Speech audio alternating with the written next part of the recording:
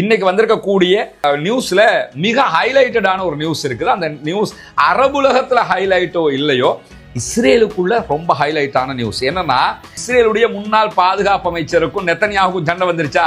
நல்லா இருக்கும் போதுதான் இந்த பொய்யை சொல்லியிருக்கிறாங்க. இப்ப ரெண்டு பேரும் சண்டை பிடிச்சிட்டாங்க. சண்டை பிடிச்சதோட என்ன சொல்லியிருக்கிறான்னு கேட்டா, இப்படி ஒரு பதுங்குகுழியே இருக்கல, இந்த புகைப்படம் மார்பிங் பண்ணின புகைப்படம் நாங்களாக செஞ்சது. இது கிட்டத்தட்ட 3 மீட்டர் நீளமுள்ள ஒரு இடம்.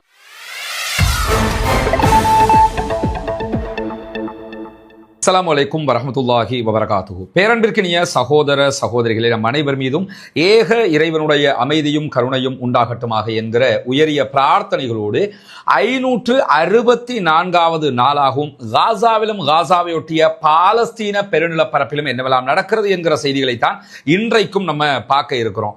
இன்னைக்கு நம்ம செய்திகளுக்குள்ள போறதுக்கு முன்பதாக ஆரம்பமாக ஒரு செய்தியை நம்ம உங்களோட பகிர்ந்து கொள்ள வேண்டியிருக்குது. என்னன்னா, இந்த யுத்தம் ஆரம்பிக்கப்பட்ட 564 நாட்களாக இன்றைக்கு இருக்கிறது. இந்த நிமிடம் வரைக்கும் ஒரு விவகாரத்தை நீங்க புரிஞ்சிருப்பீங்க. காசா முழுவதும் அழிக்கப்பட்டிருக்கிறது. நம்மளே 564 நாட்களாகவும் அதை சொல்லிக்கிட்டு தான் இருக்கிறோம். காசா மொத்தமாக அழிக்கப்பட்டிருக்கிறது. அங்கு எந்த ஒரு முழுமையான கட்டிடங்களும் கிடையாது. கிட்டத்தட்ட 93% காசாவினுடைய அனைத்து கட்டிடங்களுமே அழிக்கப்பட்டிருக்கிறது. எந்த ஒரு மருத்துவமனைகளுமே அங்க இயங்குகிற நிலைமையில இல்லை. இயங்குறாங்க, ஆனா குறைவாக இயங்குறாங்க. மொத்தமாக அழிக்கப்பட்டிருக்கு. ஐசியூ யூனிட்னு சொல்லி ஒண்ணு கிடையவே கிடையாது அங்க. அதே மாதிரி எந்த ஒரு ஸ்கூலும் கிடையாது அங்க. நீர் சுத்திகரிப்பு நிலையங்கள், கடல் நீரை நன்னீராக்குகிற நிலையங்கள் எல்லாமே அழிக்கப்பட்டிருக்கு. மொத்தத்தில் நீங்க ஜீரோன்னு புரிஞ்சுக்கிறீங்க. எல்லாமே அழிக்கப்பட்டிருக்கிறது.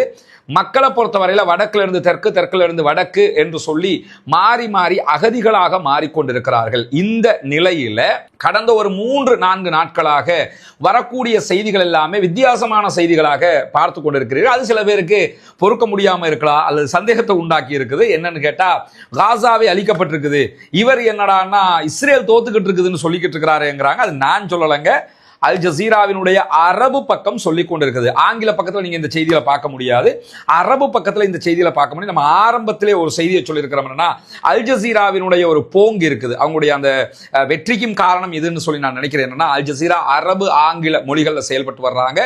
பிளஸ் இன்னும் சில முறைகளில் குறைவாக செயல்பட்டு வர்றாங்க.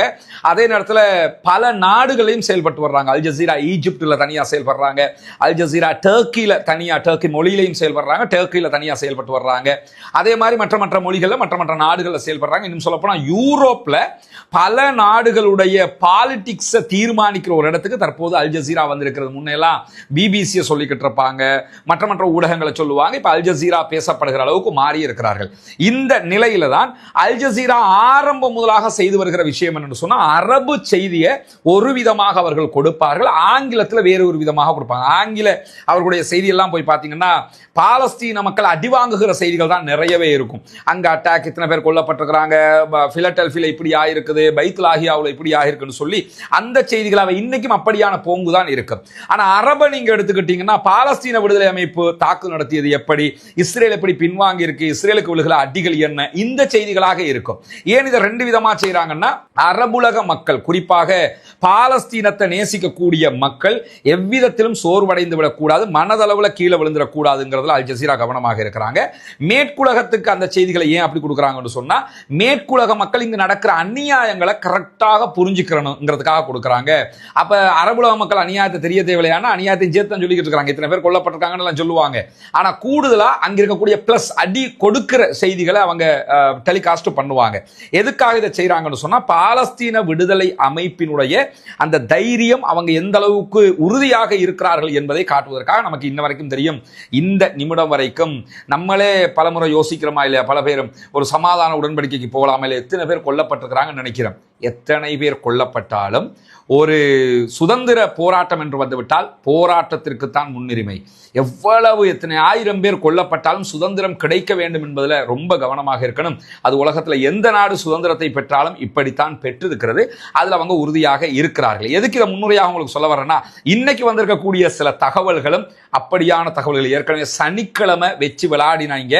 அது இன்னைக்கு இஸ்ரேலுடைய ஊடகங்களுக்கு மத்தியில் பெரிய பேசுபொருளாக மாறி இருக்குது. குறிப்பாக அவங்க ஒரு வீடியோ, அல் ஜசீரா ஒரு வீடியோ போட்டிருக்கிறாங்க. சனிக்கிழமை எப்படி இஸ்ரேலிய ராணுவத்தின் மீது பாலஸ்தீன விடுதலை அமைப்பு அட்டாக் பண்ணினாங்கிறத அவங்க ஒரு 3D அனிமேஷனாக செஞ்சிருக்கிறாங்க. அந்த வீடியோ நம்முடைய டெலிகிராம் பேஜில் நம்ம வெளியிடுவோம். நீங்கள் அதில் பார்த்துக்கலாம். நம்மளுடைய ரஸ்மின் எம்எஸ்சி என்கிற டெலிகிராம் பேஜை யாரெல்லாம் சப்ஸ்கிரைப் பண்ணலையோ அதில் டெலிகிராம் பேஜில் இணைஞ்சிக்கிறீங்க. இந்த வீடியோவுக்கு கீழையும் அதனுடைய லிங்க் இருக்கும், அதில் நீங்கள் இணைஞ்சிக்கலாம். எதுக்கு இதை நான் உங்களுக்கு சொல்ல வர்றேன்னு சொன்னால், இன்றைக்கு வெளியாகி இருக்கக்கூடிய செய்திகளும் இஸ்ரேலுடைய பலவீனத்தை உச்சமாக எடுத்து காட்டி கொண்டு மட்டும் புரிஞ்சுக்கிறீங்க. பாலஸ்தீன விடுதலை அமைப்பை பொறுத்தவரையில் சுதந்திரம் மட்டும்தான் அவர்களுடைய இலக்கு. இஸ்ரேலை பொறுத்தவரையில அவர்களுடைய இலக்கு வாழ்வதற்கான இலக்கு. தங்களுக்கு இடம் வேணும், அதை பிடிக்கணும், இதை பிடிக்கணும். இவங்களை பொறுத்தவரை இருக்கிறத பாதுகாக்கணும், எங்க மக்களை பாதுகாக்கணும், இது எங்க நாடுங்கிறத ஆக்கணும். எனவே இவர்கள் அதிலே உறுதியாக நின்று போராடுவார்கள் என்பதை நம்ம பார்க்க முடியுது. இந்த அடிப்படையில் இன்றைக்கு வந்திருக்கக்கூடிய செய்திகள்ல மிக முக்கியமாக காசாவில் கடந்த 24 மணி நேரத்துக்குள்ளாக 26 அப்பாவி சகோதரர்கள் கொல்லப்பட்டிருக்கிறார்கள், ஷஹீதாகி இருக்கிறார்கள். 60க்கு மேற்பட்டவர்கள் படுகாயம் அடைந்திருக்கிறார்கள் என்கிற செய்திகள் வெளியாகி இருக்கக்கூடிய நேரத்தில் நமக்கு தெரியும், பெஞ்சமின் நெத்தன்யாகு இஸ்ரேலுடைய பிரதமர் தொடர்ந்து என்ன சொல்லி வர்றாருன்னா, நாங்க எக்காரணம் கொண்டும் காசாவை கைப்பற்றாம விட மாட்டோம், எங்களுடைய இலக்குகளை அடையாம விட மாட்டோம்னு சொல்லிக்கிட்டே இருக்காரு. அது சொல்லலாம் தானே, யாரும் சொல்லிட்டு போகட்டும், அவர் அது நமக்கு மேட்டர் இல்லை. இன்னைக்கு வந்திருக்கக்கூடிய நியூஸ்ல மிக ஹைலைட்டடான ஒரு நியூஸ் இருக்குது. அந்த நியூஸ் அரபுலகத்துல ஹைலைட்டோ இல்லையோ, இஸ்ரேலுக்குள்ள ரொம்ப ஹைலைட்டான நியூஸ் என்னன்னா, இந்த இஸ்ரேல் தொடர்ந்து பொய் சொல்லி வருகிறது என்பதற்கு இன்றைக்கு சாலிடான ஒரு ஆதாரம் கிடைத்திருக்கிறது. பொதுமக்களை கொள்ளுவாங்க, கொண்டு விட்டு அது பாலஸ்தீன விடுதலை அமைப்பை கொண்டோம்னு சொல்லுவாங்க. ஹாஸ்பிட்டலுக்கு அடிப்பாங்க, அடிச்சுட்டு அங்க பாலஸ்தீன விடுதலை அமைப்பினுடைய கேம்ப் இருந்துச்சுன்னு சொல்லுவாங்க. இப்படி பொய்கள் சொல்லி அவங்க மாட்டிக்கிட்டது அது நிறைய. அதே மாதிரி அக்டோபர் 7ஆம் தேதி இஸ்ரேல் மீது பாலஸ்தீன விடுதலை அமைப்பு நடத்திய தாக்குதல்ல உள்ள புகுந்து கற்பழிச்சாங்க, இந்த மாதிரி கதையெல்லாம் சொன்னாங்க. அதெல்லாம் எவ்வளவு பொய்யான தகவல்களாக மாறியதுங்கிறதெல்லாம் நம்ம பார்த்து முடிச்சுட்டோம். ஆனா இன்னைக்கு வந்திருக்கக்கூடிய செய்தி அவன் இவன் சொன்ன செய்தி எல்லாம் கிடையாது. யாரு சொன்ன செய்தின்னா, இப்ப உள்ளுக்குள்ள ஒரு குழப்பம் ஏற்பட்டிருக்கிறது. இஸ்ரேலுடைய அரசாங்கத்துக்கு உள்ளேயே பெரிய குழப்பமாக மாறிடுச்சு. நமக்கு தெரியும், முன்னாள் பாதுகாப்பு அமைச்சராக செயல்பட்ட யோ கேலண்ட் அரசாங்கத்தை விட்டு நீக்கப்பட்டிருக்கிறார். அவர் தற்போது அரசாங்கத்தில் இல்லை, அவருக்கு அரெஸ்ட் வாரண்ட் இருக்குது, அது வேற. ஆனால் அவர் கவர்மெண்டோட இல்லை, அவர் தனியா இருக்கிறாரு. அதே மாதிரி இன்னும் சில பேர் கவர்மெண்ட்டை விட்டு பிரிஞ்சுக்கிட்டே இருக்கிறாங்க. அரசாங்கத்துக்கு எதிராக கிட்டத்தட்ட 2 லட்சத்துக்கு மேற்பட்ட இன்டெலெக்சுவல்ஸ், கற்றறிந்தவர்கள், அதே போன்று ராணுவத்தில் இருக்கிறவங்க எல்லாரும் யுத்தத்தை நிறுத்துங்க என்று கையெழுத்து வேட்டை நடந்து கொண்டிருக்கு தனியா. பொதுமக்கள் ஆர்ப்பாட்டம் பண்ணிக்கிட்டு இருக்கிறாங்க தனியா.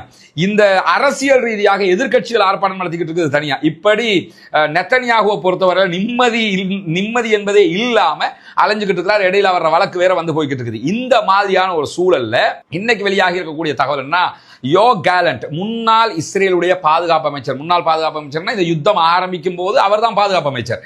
அவர் இன்னைக்கு என்ன பண்ணிருக்கிறார்னா, ஒரு புகைப்படத்தை வெளியிட்டு இருந்தார். இந்த புகைப்படத்தை நீங்க பார்த்தால எங்கேயோ பார்த்திருக்கோமே, இந்த 564 நாட்கள் வரைக்கும் பார்த்தவங்களுக்கு தெரியும். முன்னால் அந்த புகைப்படம் உங்களுக்கு காட்சிப்படுத்தப்படும். இந்த புகைப்படத்தை நீங்க பார்த்தீங்கன்னா, இது பாலஸ்தீனத்தில் இருக்கக்கூடிய ஒரு பங்கர், பாலஸ்தீன விடுதலை அமைப்பினுடைய பதுங்குகுழி, இருப்பதிலேயே ஆகப்பெரிய பதுங்குகுழி மாதிரி உங்களுக்கு பார்த்தா தோணும். அதில் பாருங்க, ஹம்மர் வெஹிக்கிள் ஒன்று காட்சிப்படுத்தப்படுகிறது. ஹம்மர் வெஹிக்கிள் எவ்வளவு பெருசுங்கிறது நமக்கு தெரியும்.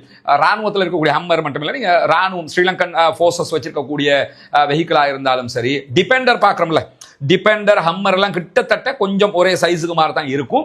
அந்த வெஹிக்கிள் எவ்வளவு பலமா இருக்கும்ங்கிறதெல்லாம் நமக்கு தெரியும், அது ரெண்டாவது விஷயம். ஆனா அந்த வெஹிக்கிள் சைஸை நீங்க பார்க்கணும். ஏன் இதை சொல்ல வர்றேன்னு கேட்டா, பொதுவாக பாலஸ்தீன விடுதலை அமைப்பினர் வைத்திருக்கக்கூடிய பங்கர்கள் எல்லாமே மிக பெரும் ஆழமான அகலமான வீடுகள் அளவுக்கு வைத்திருக்கக்கூடிய பங்கர்கள். அதனாலதான் அந்த சமாதான பேச்சு கண்டு வரும்போது புது வெஹிக்கிளோட வெளியே வர்றாங்க, எல்லாம் அதுக்குள்ள வச்சிருக்காங்க, எல்லாமே அதுக்குள்ள வைக்க முடியும். அப்படி இருக்கக்கூடிய நேரத்தில் இந்த யுத்தம் ஆரம்பித்து ஒரு 2-3 மாதங்களுக்குள்ளாக இந்த புகைப்படத்தை வெளியிட்டது இஸ்ரேலிய ஆக்கிரமிப்பு ராணுவம். வெளியிட்டு என்ன சொன்னாங்கன்னா, நாங்க பாலஸ்தீன விடுதலை அமைப்பினுடைய 3 மாடி அளவுக்குண்டான ஒரு மிகப்பெரிய பதுங்குகுழியை பிலடெல்பியா காரிடார் பக்கத்துல கண்டுபிடித்திருக்கிறோம். இது எகிப்தில இருந்து காசாவுக்குள்ள ஆயுதம் கடத்தப்படுகிற ஒரு பதுங்குகுழி என்று சொன்னார்கள். அப்பொழுதே பாலஸ்தீன விடுதலை அமைப்பு இப்படி ஒரு பதுங்குகுழி எங்கள்கிட்ட இல்லை, அவங்க கண்டுபிடிச்சதா சொல்றது பச்சை பொய்னாங்க. ஆனா அவங்களோட எல்லா ஊடகங்களுமே இந்த புகைப்படத்தை காட்டி காட்டி காட்டி காட்டி என்ன செஞ்சாங்கன்னா, பாத்தீங்களா இவ்வளவு பெரிய ஒரு இடத்துல நம்ம பெரிய சாதனை படைச்சிட்டோம்னு இஸ்ரேல் ஊடகங்கள் எல்லாம் கொண்டாடியது இந்த புகைப்படத்தை. அதே ஊடகங்கள் இன்னைக்கு காரி காரி காரி காரி துப்பிக்கிட்டு இருக்காங்க. அங்க எடுக்கிறதுக்கு ஒண்ணும் இல்லை. இஸ்ரேலிய ஊடகங்களை பார்த்தோம்னா அது ரொம்ப காமெடியா இருக்கும். இப்ப என்னடா இது நீங்க பண்ணிருக்கிறீங்க, என்ன காரணம்னு சொன்னா, இப்படி ஒரு பதுங்குகுழி இருக்கல. பதுங்குகுழி தனியா இருக்கு, அது வேற. ஆனா இவர்கள் கண்டுபிடிக்கவில்லை. இவர் இன்றைக்கு யோ கேலண்ட், இஸ்ரேலுடைய முன்னாள் பாதுகாப்பு அமைச்சருக்கும் நெத்தன்யாவுக்கும் சண்டை வந்துருச்சா, நல்லா இருக்கும் போது தான் இந்த பொய்யை சொல்லியிருக்கிறாங்க. இப்ப 2 பேரும் சண்டை பிடிச்சிட்டாங்க. சண்டை பிடிச்சதோட என்ன சொல்லியிருக்கிறான்னு கேட்டா, இப்படி ஒரு பதுங்கு குழியே இருக்கல, இந்த புகைப்படம் மாஃபின் பண்ணின புகைப்படம் நாங்களாக செஞ்சது. இது கிட்டத்தட்ட 3 மீட்டர் நீளமுள்ள ஒரு இடம். நாங்க அந்த இடத்துக்கு போனோம், போய் பார்த்திருக்காங்க. பார்த்தா அது வெறும் ஒரு குழி மட்டும்தான், 3 மீட்டர் ஆழத்துக்கு இருந்த குழி. அதுல ஒரு வெஹிக்கிளை வச்சு ஒரு போட்டோ அடிச்சாங்க. நாங்க 3 மாடி அளவுக்கு ஆழமான ஒரு பயங்கரமான ஒரு பதுங்கு குழியை கைப்பற்றி இருக்கிறோம் அப்படின்னு சொல்லி நாங்க அன்னைக்கு அறிவிச்சோம். இதை அறிவிச்சதுக்கு 3 காரணம் அவர் சொல்றாரு. அறிவிச்சதுக்கு என்ன காரணம் சொல்றாருன்னா, இந்த பிலடெல்பி காரிடார்ங்கிறது ஈஜிப்டுக்கும் காசாவுக்கும் இடையில இருக்கக்கூடிய பஃபர் ஜோன் சொல்லுவாங்க. பஃபர் ஜோன் என்னன்னா, அந்த இடத்துல ஈஜிப்டுடைய 700 போர்சஸ் ராணுவம் நிற்பாங்க. 1973 பிறகுல இருந்து அந்த இடத்துல அவங்க தான் பாதுகாப்புக்கு நிற்கிறாங்க. இப்ப இஸ்ரேலுடைய போர்சஸும் அங்க நிற்கிறாங்க. இந்த இஸ்ரேலோட போர்சஸ் அந்த இடத்துல கொண்டு நிறுத்துறதுக்காகத்தான் இந்த பொய்யை நாங்க சொன்னோம் அப்படின்னு சொல்லியிருக்கிறாரு. எனவே பிலடெல்பி காரிடார் பகுதிகளில் இப்படி ஒரு சுரங்கத்தை அவர்கள் கண்டுபிடிக்கவில்லை. இதுவரைக்கும் சொன்னது பொய்ங்கிறது தெளிவா சொல்றாரா இல்லையா? இஸ்ரேலுடைய முன்னாள் ராணுவ தளபதி என்ன சொல்றாரு? இட்சாக் பிரிக் சொல்லும் போது என்ன சொல்றாருன்னு சொன்னா, 10% சுரங்கங்களை தான் அழிச்சிருக்கிறாங்க, அதுவும் அவங்க விட்டுட்டு போனது அப்படின்னு சொல்றாரு இல்லையா? அதுவே பச்சை பொய். இவ்வளவு காலமா 50%, 25% சொன்னது பொய் என்று சொல்லி அவருடைய முன்னாள் ராணுவ தளபதியே சொல்லிக்கிட்டு இருக்கிறாரு. இப்ப என்னடான்னா, காட்டிய புகைப்படமும் பொய்யுண்டு ஆயிடுச்சு. அப்ப இப்படி ஒரு சுரங்கத்தை அவங்க கண்டுபிடிக்கல. கண்டுபிடிச்சதாக சொன்னது எதுக்குன்னு சொன்னா, இந்த இடத்துல சுரங்கம் ஒன்று இருக்குதுன்னு சொன்னா ஈஜிப்ட்ல இருந்து வெப்பன் கடத்துறாங்க என்கிறத சொல்லி எங்க போர்சஸ் அந்த இடத்துல நிறுத்த முடியும் என்பது ஒரு காரணம். 2வது, பிலடெல்பி எவ்வளவு இஸ்ரேலுக்கு முக்கியம், அந்த இடம் எவ்வளவு முக்கியம்ங்கிறத காட்டுறதுக்காக நாங்க அந்த பொய்யை சொன்னோம். 3வது, அந்த பொய் சொல்லப்படுறதுக்கான காரணம் என்னன்னு சொன்னா, கைதிகள் பரிமாற்றத்தை தாமதிக்க வைப்பதற்காக. ஏண்டா, கைதிகளை தாங்கன்னு ஒரு பக்கம் கேட்டுக்கிட்டு கைதிகளை பாலஸ்தீன விடுதலை அமைப்பு உடனே தந்திரக்கூடாதுங்கிறத லேட் பண்ண வைக்கிறதுக்கு செஞ்சோம்ங்கிறாங்க. ஏன் லேட் பண்ண வைக்கிறோம்னா, அப்பதான் பாலஸ்தீன் மக்களை நிறைய கொல்ல முடியும் என்கிறதுக்காக லேட் பண்ண வைக்கிறதுக்காக நாங்க இதை செஞ்சோம் அப்படின்னு சொல்லி இந்த 3 காரணங்களை சொன்னது யாரு? அல் ஜசீரா இல்ல, பிரஸ் டிவி இல்ல, குதுஸ் நெட்வொர்க் இல்ல, வேற யாருமே இல்ல. சொன்னது யாருன்னு கேட்டா, இஸ்ரேலுடைய முன்னாள் பாதுகாப்பு அமைச்சர் இன்னைக்கு போட்டு கிழிச்சு விட்டுருக்கிறாப்ல. அதை இன்னைக்கு எல்லா ஊடகங்களும் அவர்களுடைய ஊடகங்களே வச்சு செஞ்சுக்கிட்டு இருக்கக்கூடிய காட்சிகளை பார்க்க முடியும். கடந்த ஆகஸ்ட் மாதத்தில் இந்த சம்பவம் அவங்க வெளியிட்டிருந்த நேரத்தில் ரொம்ப பரபரப்பாக பார்த்தீங்களா, நம்ம ராணுவம் எவ்வளவு பெரிய ராணுவம் தெரியுமா? இதைத்தான் நம்ம அப்பல இருந்து சொல்றோம். இவங்க அந்த கம்பி கட்டுறதுல நல்ல ராணுவம், நல்லா கம்பி கட்டுவாங்க, அதுக்குரிய ராணுவம். உலகத்தில் அல்லாஹ் இதை விட ஒரு இழிவை கொடுத்தானா? எவ்வளவு இழிவுண்டு பாருங்க. உலகத்திலேயே நம்பர் 1 ராணுவம் எவ்வளவு அசிங்கப்படுகிறார்கள். இந்த ராணுவம் இப்படி பொய்யான ஒரு போட்டோவை போட்டு தான் செய்தி வரப்படணுமா? ஏண்டா இப்படியுமாடா பண்ணுவீங்கிற அளவுக்கு இன்றைக்கு செய்தி வெளியிட்டு அசிங்கப்பட்டிருக்கிறது இஸ்ரேல் என்கிற செய்தி வெளியாகி இருக்கிறது. குறிப்பாக இஸ்ரேலிய ஊடகங்கள் அந்த நேரத்தில் சொன்ன வார்த்தைகள், 3 மாடி அளவுக்குண்டான மிக ஆழமான ஒரு சுரங்கப்பாதை கண்டுபிடிக்கப்பட்டிருக்குது.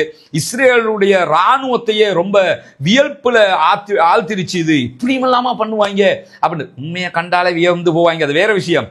ஆனா இப்படி இல்லாம பண்ணுவாங்க, நாங்கள் ஆச்சரியப்பட்டுட்டோம். அது நாங்க இந்த பிலடெல்பி காரிடாரை பிடிச்சுக்கிறதுக்காக சொன்ன பொய் தான் அப்படின்னு சொல்லி என்ன பண்ணிருக்கிறாங்கன்னு சொன்னா, இந்த புகைப்படம் பொய்யாக வெளியிடப்பட்டதுன்னு சொல்லி இந்த உண்மையை அவர்களுடைய முன்னாள் பாதுகாப்பு அமைச்சரே சொல்லிட்டாரு. நம்ம ஒன்றும் செய்ய தேவையில்லை, அவங்களே அடிச்சுக்கிடுவாங்க, அவங்களே எல்லாத்தையும் சொல்லிக்கிடுவாங்க. இப்ப அவங்க சொல்ல ஆரம்பிச்சுட்டாங்க. இன்னைக்கு நிறைய இது மாதிரி சரக்கு இருக்கு. எனவே இது பச்சை பொய். பாலஸ்தீன விடுதலை அமைப்பினுடைய சுரங்கங்கள் அப்படியே இருக்கிறது என்பதற்கு இதுவும் ஒரு சாட்சியாக மாறி இருப்பதை நம்ம பார்க்க முடியும். அதே நேரத்தில் இன்னைக்கு வெளியாக இருக்கக்கூடிய இன்னும் ஒரு தகவல், அல் ஜசீராவுடைய அரபு பக்கம் வெளியிட்டிருக்கக்கூடிய இன்னும் ஒரு முக்கியமான செய்தி என்னன்னு சொன்னா, அவங்க பாலஸ்தீன விடுதலை அமைப்பை பற்றி சொல்லும் போது பழைய முறையில் அவங்க சண்டைக்கு தயாராகி விட்டார்கள் என்று இஸ்ரேலிய ஆக்கிரமிப்பு ராணுவம் நம்புகிறது என்கிற ஒரு செய்தியை சொல்லியிருக்கிறாங்கன்னா, சண்டையில 2 விதமான சண்டைகள் நடந்ததை நீங்க பார்க்க முடியும்.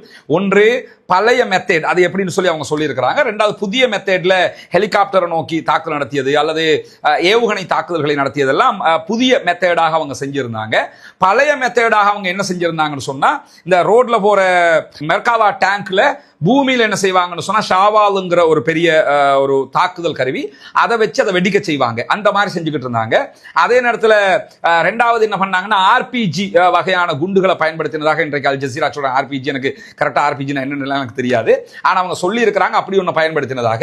அதே நேரத்தில் சுரங்கப்பாதைகளை பயன்படுத்தி வெளியே வருவாங்க. சுரங்கப்பாதையால் வெளியே வந்து அடிச்சுட்டு அதுக்குள்ளே உள்ள போயிடுவாங்க, திருப்பி கண்டுபிடிக்க முடியாது. அந்த சுரங்கப்பாதையெல்லாம் ஒரு ஏணி வைக்கிற அளவுக்கு ஒரு சின்ன இடமாக இருக்கும், குறுகலான இடம், அதுக்காக தான் வெளியே வருவாங்க. அந்த மாதிரியான தாக்குதல் தான் பழைய மெத்தட்.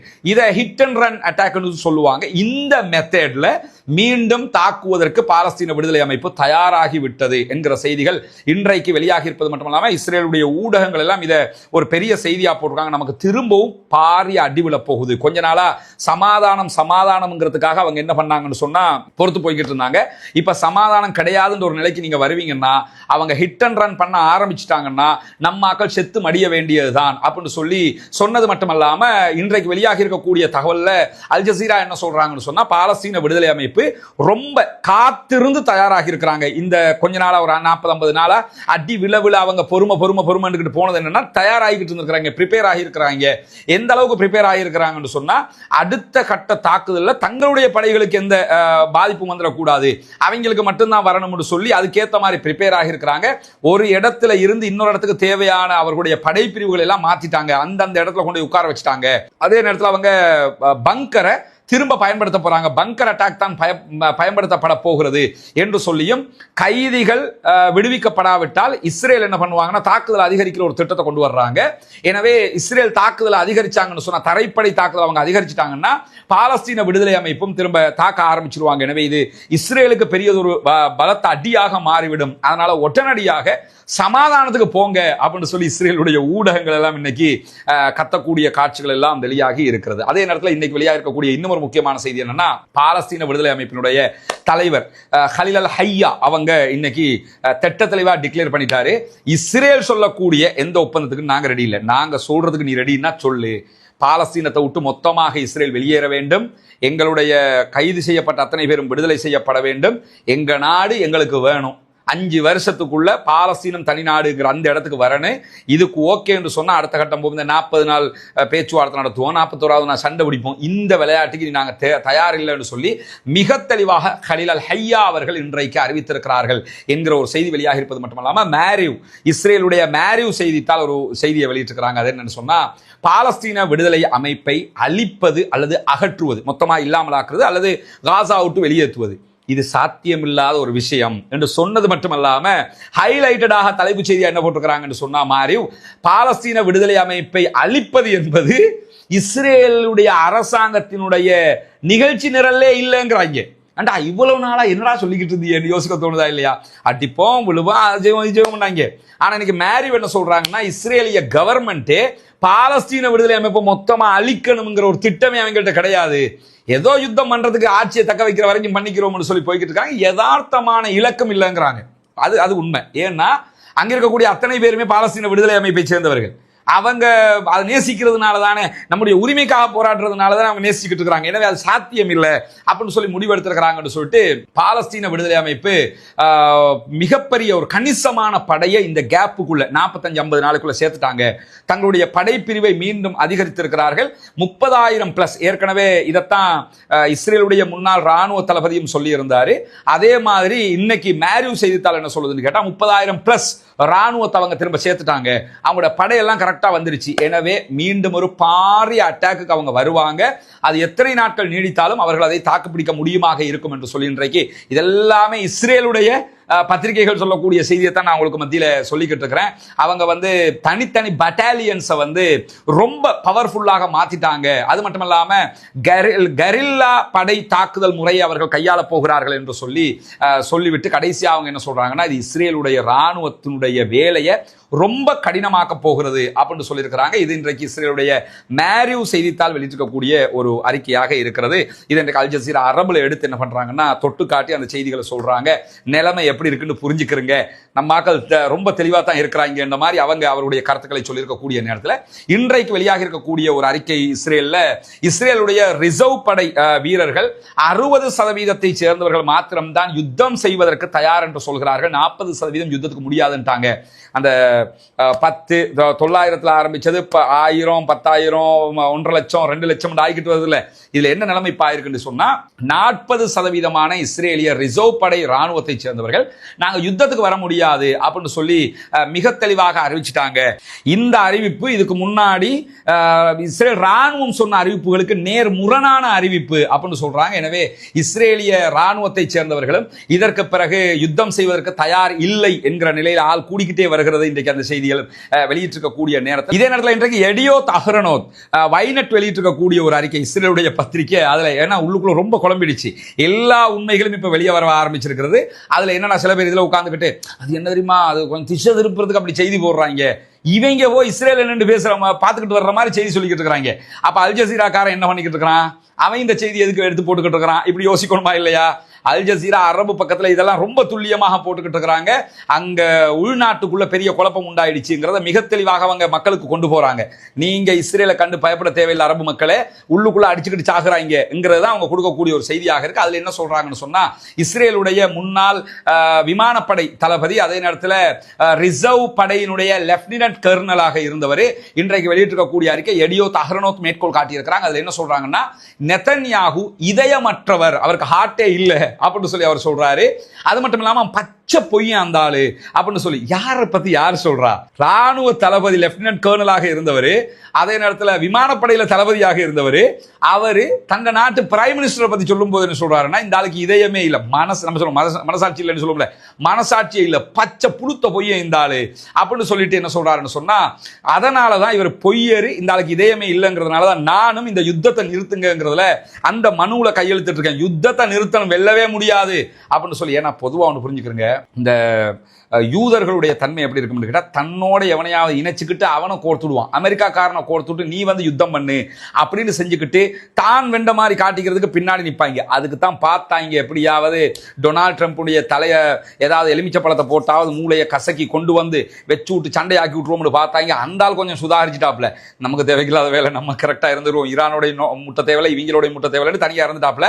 அதை செய்ய பார்த்தாங்க. இப்போ என்னன்னா தெரியுது நமக்கு அது முடியலை, எனவே நம்ம வந்து ஓரமாகிறதா நல்லதுன்னு சொல்லி இன்றைக்கு முன்னாள் விமானப்படை தளபதி, அதே போன்று ரிசர்வ் படையினுடைய லெப்டினன்ட் கர்னல் வந்து இப்படியான ஒரு செய்தியை சொல்றாரு. அவரும் கையெழுத்து போட்டாரு, எனக்கு இதுல வர முடியாதுன்னு சொல்லி. அதே மாதிரி இன்றைக்கு வெளியாக இருக்கக்கூடிய ஒரு அறிக்கையில கோலானி படைப்பிரிவுல மிக முக்கியமான 114 அதிகாரிகள் இந்த யுத்தத்தில் கொல்லப்பட்டிருக்கிறாங்க என்கிற ஒரு செய்தி. இஸ்ரேலுடைய கோலானி படைப்பிரிவுங்கிறது 1963 1967களில் 6 அரபு நாடுகள் 6 நாள் இஸ்ரேலுக்கு தோத்து போனதா இல்லையா, அந்த யுத்தத்தில் தலைமை தாங்கி நடத்தியவங்க யாருன்னு சொல்லி சொன்னா இந்த கோலானி படைப்பிரிவு.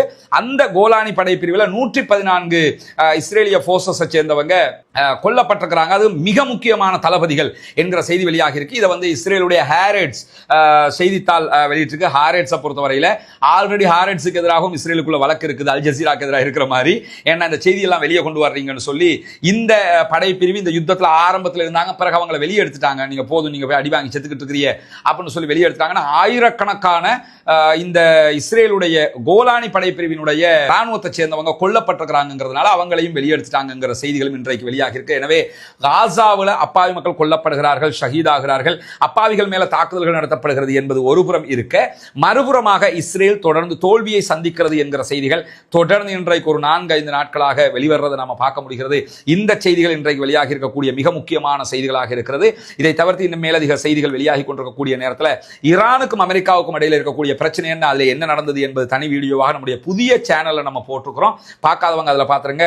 ரஸ்மின் எம்ஐஎஸ்சி அப்டேட்ஸ் என்று இருந்த சேனல் ஏற்கனவே டிஸ்மிஸ் ஆகி இருந்த நிலையில புதிய சேனல் ஒன்று போட்டிருக்கோம். கண்டிப்பாக இந்த சேனல் இருக்கக்கூடிய அத்தனை பேரும் நேற்று நம்ம டெலிகிராம் சேனல் அந்த லிங்கை போட்டிருந்தோம், மீண்டும் இன்னைக்கும் நம்ம போடுவோம். அதே மாதிரி வாட்ஸ்அப் சேனலையும் அந்த லிங்கை போடுவோம். மறவாமல் அந்த சேனலையும் நீங்க சப்ஸ்கிரைப் பண்ணிருங்க.